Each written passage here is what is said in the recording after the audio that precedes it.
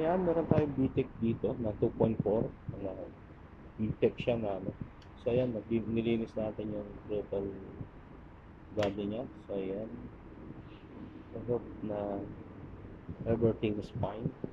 Honda po yan. Ayan. Honda Accord. So ito po yung throttle body na ano. So ayan po yung ating nilinis dyan. Ayan.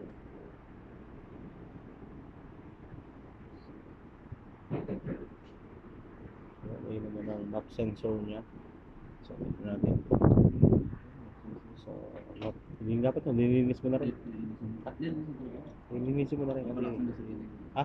Nililisin ko talaga. Para sabayan mo. So, VTEC po yan. VTEC. Wala. Nalakas. Ito naman ang ABS natin. Ayan. Ayan ang ating salarin sa pag tayo nagpe-preno, no? So ayan. So siyempre yung ating specialist, pag gumiling ang technician, overhaul ka.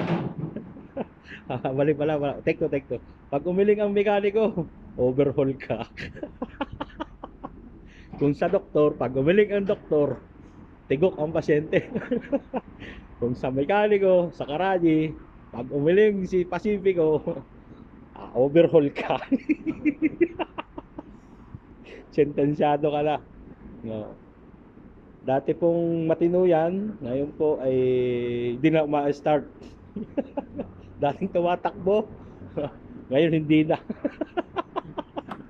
Saan ka pa? Karaji ka na. Tawad-tawa sa kalokohan nyo. Ay, nako, Mario Joseph. O, yan ha. Tandaan nyo, yan ha. San ka pa? Karaji ka na.